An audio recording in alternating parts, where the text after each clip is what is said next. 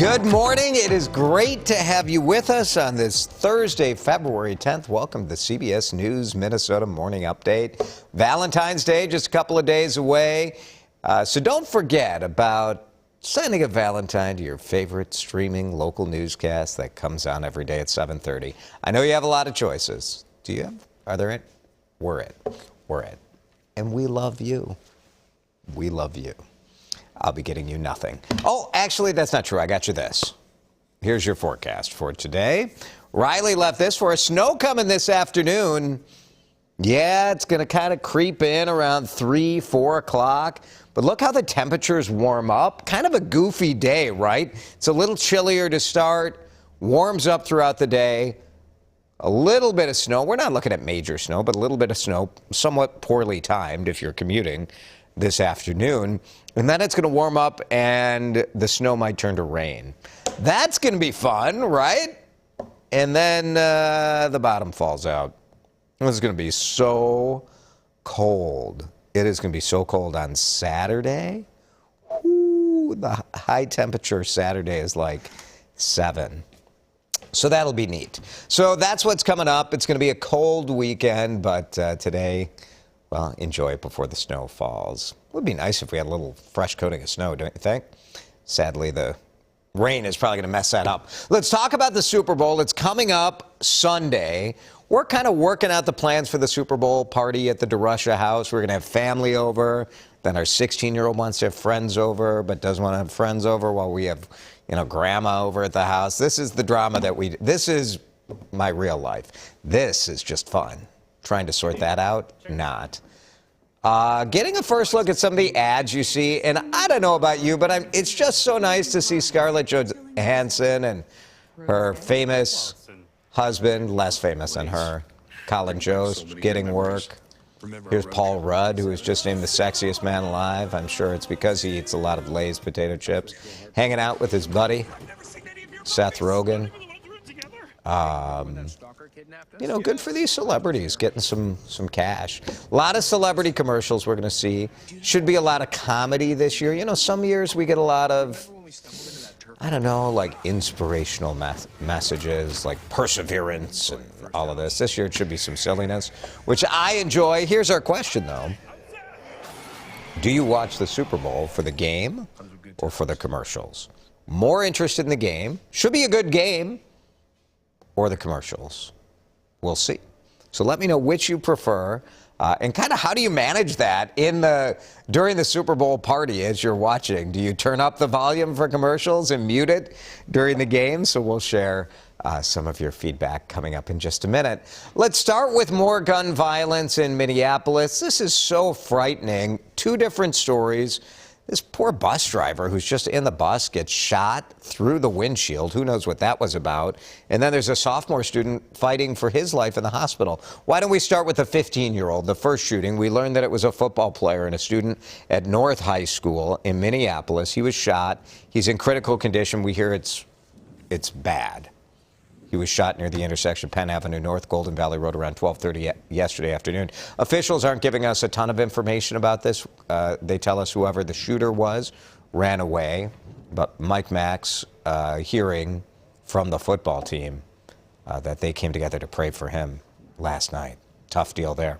Less than 2 hours later, at about 2 miles further north, so these are not connected, but the fact they both happened in the same afternoon, 2 hours apart, is sort of indicative to a larger problem in the area. A bullet flew right through the front windshield of a school bus. Let's show you that video. And you can kind of see, here's the bus. And the driver was shot right in the head. Look at that, the bullet right. So we don't know, was this like crossfire or something, or was someone intentionally shooting at the school bus? There were 3 kids under the age of 10. Was the bus driver targeted? We don't know. The kids were all okay. The newly elected councilwoman for Ward 4, which is where the school bus shooting happened, rushed the scene when she heard about what happened, and she said there's relief that everybody survived this. But boy, you worry about these kids who are on the bus and the lasting impact of the trauma. I have been a witness to a shooting, and so I know like this is forever going to be with these kids. My heart goes out to these families. It really is going to be their lives are going to be different after this, and so is that driver. We are lucky that everyone survived this tragedy, but it's still going to be a hard road for them moving forward. Minneapolis Public Schools gave a statement. Not much in here. They just say we're not sharing specifics yet because this is all being investigated, but we know the deep impact this has. You feel for the schools. They have to sort of clean up the emotional trauma for all of this crime. And again, the question is what's being done to try to cut down on it. Mask mandates, we're seeing them disappear all around the United States. Some people celebrating, other people uneasy about it. New York's governor is saying, look, no reason to keep it going. COVID cases and hospitalizations are down. Rhode Island, New Jersey, Connecticut, Massachusetts, among the others. Minnesota never put in a statewide mandate during this latest surge. There are some cities that have their own rules. And Duluth says, look, evidence is cases are down. Mask mandate will go away on Saturday. Minneapolis and St. Paul are waiting for data to come out today. And then they'll talk to the experts, and then they'll make a decision. So that's kind of, we'll be standing by, perhaps for a decision later today or tomorrow. Hennepin County Sheriff. Remember, the sheriff got drunk, lied to troopers on the scene after he wrecked his car, pled guilty to drunk driving. But Sheriff Dave Hutchinson, what a mess, right? Lying to the troopers, saying that somebody else was driving the car. Pleads guilty, then it comes out, well, we think this car was going 125 miles an hour. So anyway, obviously the whole thing, look at the county-owned SUV was totaled. And he says he's going to reimburse the county. He'll pay nearly $48,000, basically the money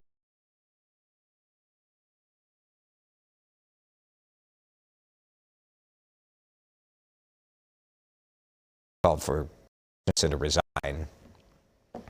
He's not doing that, but he said he would not seek re-election. So he'll be collecting that paycheck minus a couple $100 to try to reimburse the cost of the SUV. This morning, we do know how actor Bob Saget died. I think a lot of mystery about that because he had performed and seemed fine and talked to his family and then went to sleep and died.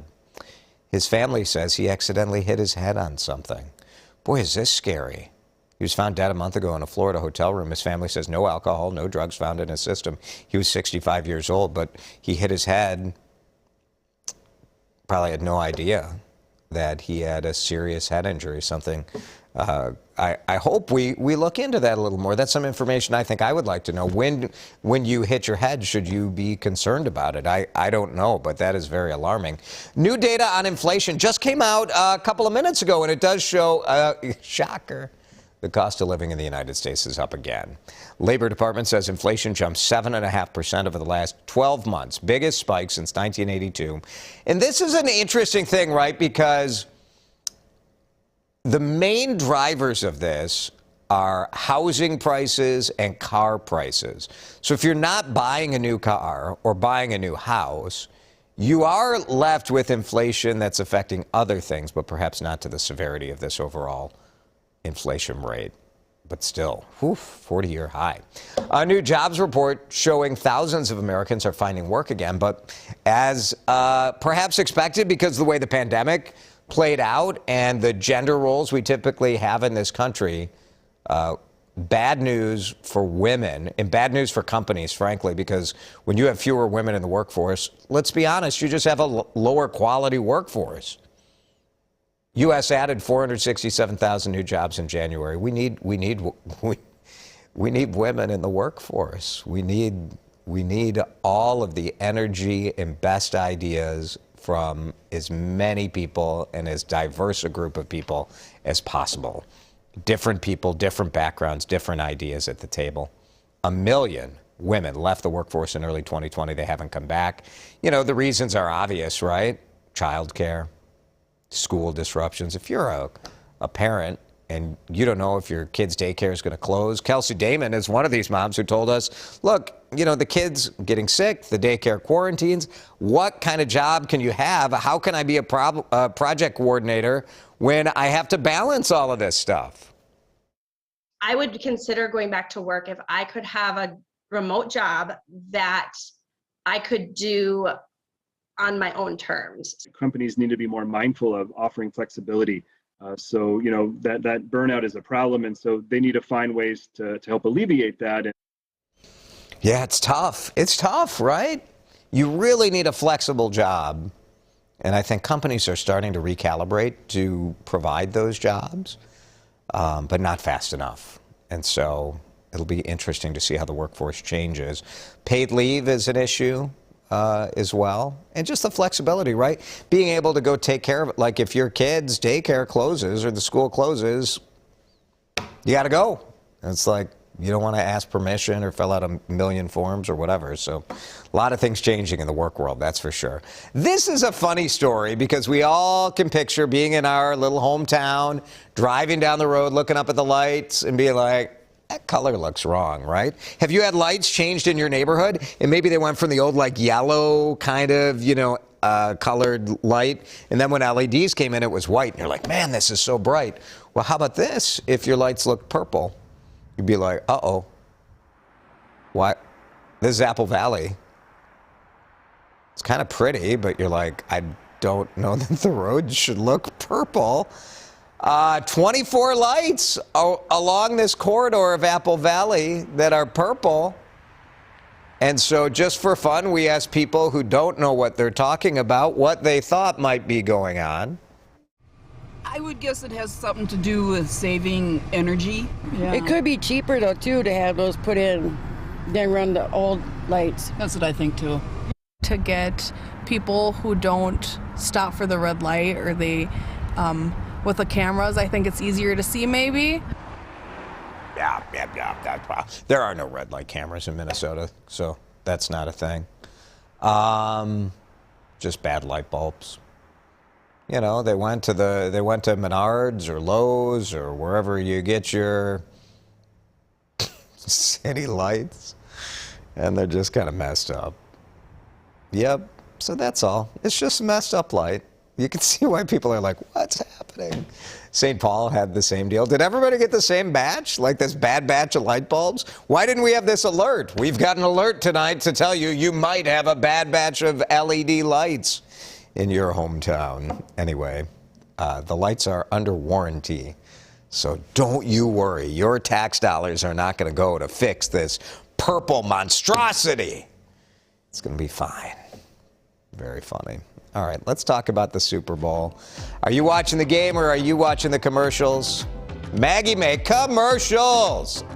Always excited to see them. They're usually the best ones I'll see all year. Otherwise, I prefer the Puppy Bowl over the Super Bowl. I get that. Puppy Bowl's cute. It's cute. What's going to be on CCO while the Super Bowl is on? I don't know. Something, probably FBI maybe? NCIS? Mary Johnson. My husband's a marketing professor. Oh, yeah. It's all about the commercials for him. I love the game. It's a close one. Yeah, a blowout is boring, right? Unless it's your team and you're winning. Go Rams. Thanks, Mary. Tamara, this year isn't about the game or the ads. It's about the halftime show. Yes. This is but the halftime show this year is designed for Gen X. It's for us. We got Snoop. It's going to be good, right? I think the halftime show is going to be very good this year. Mary J. Blige, Dr. Dre, Eminem, Snoop Dogg. Yeah, that's right. We love the halftime show. Becca loves the commercials. The game is just white noise. I love the commercials, too. I'm with you guys. I like the game, though. This year, all of the playoff games have been so exciting. So the game should be fun. Thanks, Becca. Here is Kimberly. When the game comes on, I go to the kitchen and prep the snacks. Very good. Very good. All right, thanks, everybody. Tomorrow, we're starting our new Friday feature. Every Friday, Feel Good Friday. We want to know about something good that happened during your week. So if something good hasn't happened yet during your week, today's your day. Make it happen. Make it happen. We can't wait to hear about it tomorrow morning, 7:30, just like we do every day here on the CBS News Minnesota Morning Update. Thanks for hanging out with us.